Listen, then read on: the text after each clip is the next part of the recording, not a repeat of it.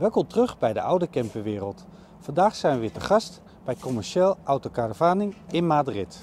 En vandaag behandelen wij deze speciale Leica, de L4012 DS. Een ontzettend luxe model.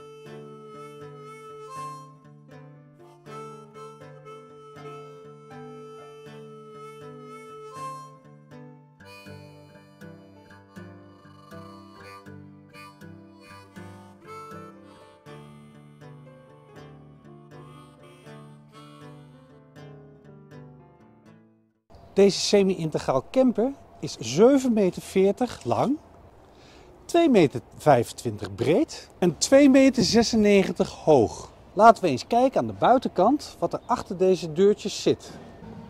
En achter dit klepje kan je heel goed zien dat er in deze semi-integraal camper een dubbele bodem is ingebouwd. Want hier zie je de structuur van het chassis.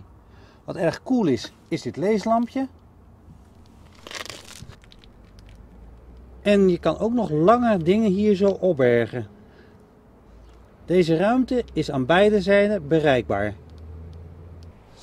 En net achter de bestuurdersdeur bevindt zich de dieseldop en de AdBlue-dop. En de gasflessen worden achter dit deurtje opgeborgen. En dit systeem is uitgerust met een crashsensor. En naast waar de gasflessen staan bevindt zich het cassettetoilet.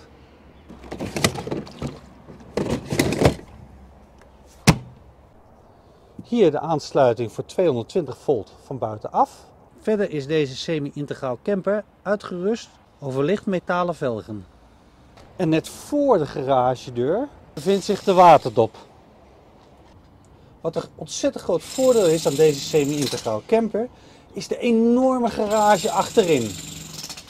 Hier kan je namelijk makkelijk een scooter of een brommer installen of een aantal fietsen. Verder nog een deurtje. En achter dit deurtje is de opbergruimte voor lange spullen. En deze ruimte is aan beide zijden toegankelijk. De deur bij de ingang is mooi afgewerkt. Beschikt over verduisteringgordijn. Een prachtige mooie chrome handgreep. Een klein opbergvakje en beschikt over een ruime prullenbak. En uiteraard beschikt deze luxe camper over een elektrische trap.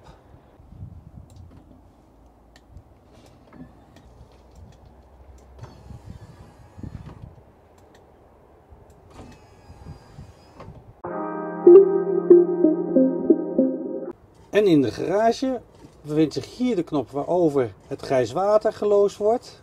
Lekker makkelijk elektrisch. Een 220 volt stopcontact.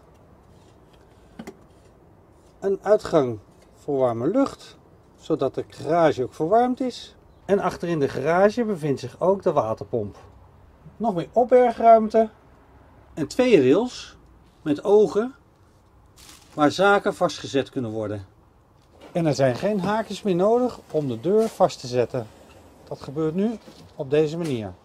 Deze Fiat Ducato 35 Lite beschikt over 140 pk. Door de kleine motorkap blijft er niet veel ruimte over om goed te kunnen werken aan de motor.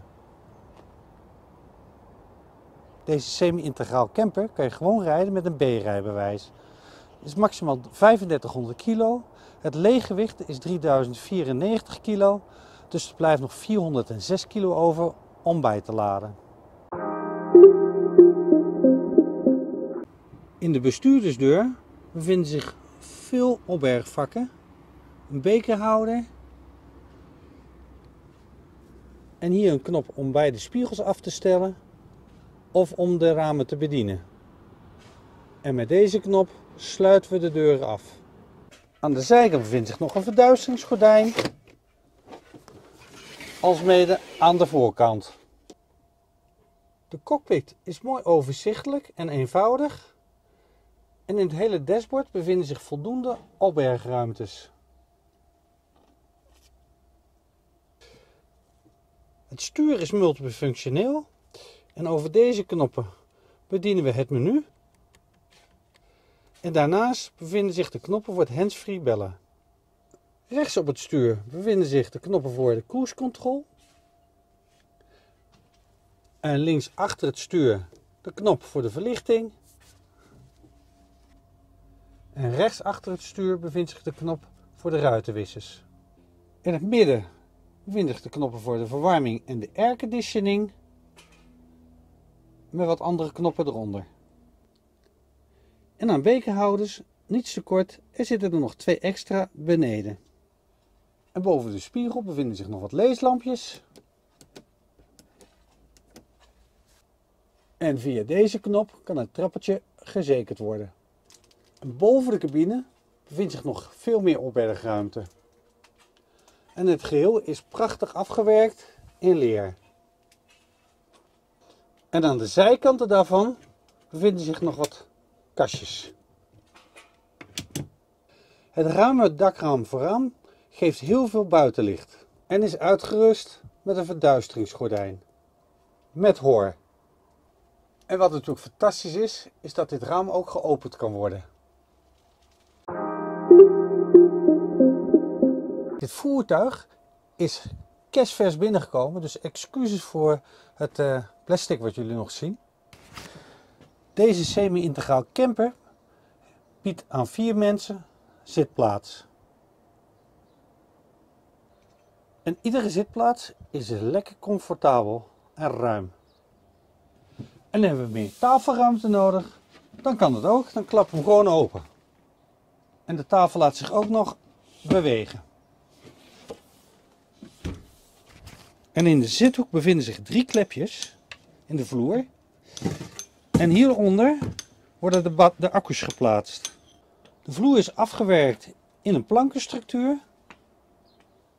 Het plafond is afgewerkt met een lekker zacht soort materiaal. Veert lekker mee.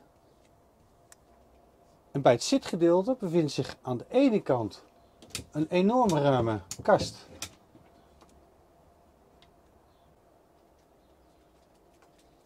En aan de andere kant tevens een flinke kast. De klep zit vast aan 3 scharnieren. En kijk eens even naar deze scharnieren. 4 schroeven, 8 schroeven, 12 schroeven. En nog eens een keer 4. 16 schroeven voor 1 scharnier. Dat zijn dus 48 schroeven voor 1 klep. En voor bijrijders bevinden zich aan beide zijden riemen.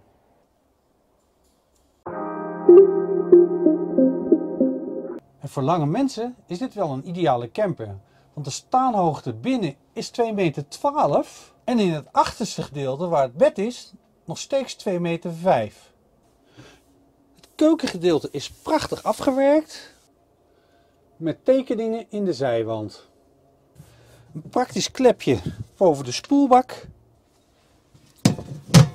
Hier kun je dan, als je het spoelbak niet nodig hebt, spullen opzetten.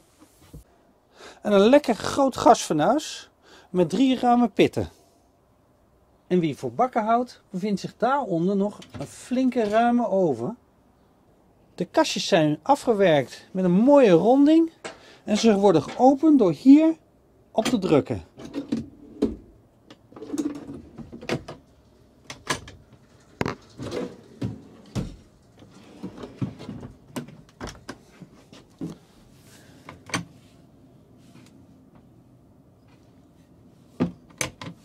Onder de oven bevindt zich ook nog een deurtje en achter het deurtje kunnen ook nog wat spulletjes opgeborgen worden. En dan boven het keukenblok bevindt zich ook nog een lekkere ruime kast. En in de gehele camper bevinden zich prachtige ledstrippen overal. Mooi weggewerkt. Langs allerlei randen. En deze worden bediend door knoppen die bij de deur zitten. En aan de andere zijde van het keukenblok bevindt zich een Dometic koelkast. Met een vriesvak.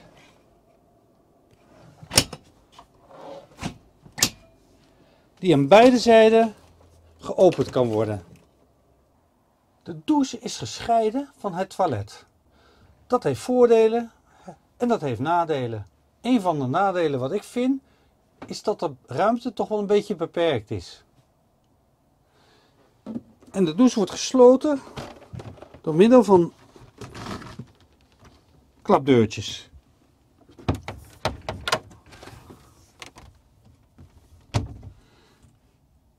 Die via magneet aan elkaar kleven. De douche is op zich verder prachtig mooi afgewerkt.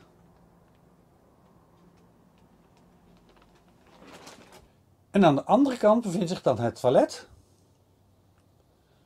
Met een wasbak. En ook weer hier prachtig alles afgewerkt met rondingen en tekeningen in de wand. Lekker veel opbergruimte.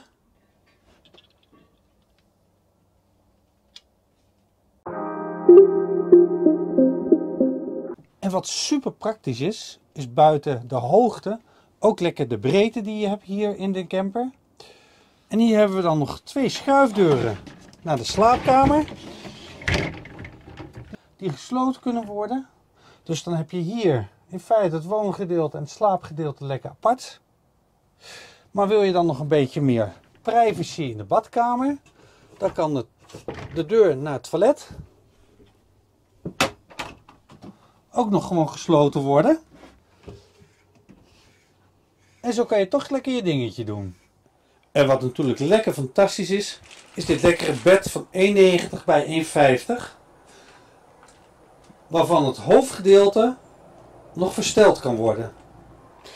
Het is dan wel uitkijken met het hoofd, want de kastjes zijn dichtbij. En boven het bed bevinden zich dan nog 2 ruime kasten. Alsmede aan de zijkant. En aan beide zijden van het bed bevinden zich nog 2 flexibele leeslampjes. 2 flinke zijramen met een klein dakraam. En in de hoek bevindt zich nog een aansluiting voor de televisie. Het fijne is dat je rond het bed kan lopen. Met in de vloer nog wat extra opbergvakken.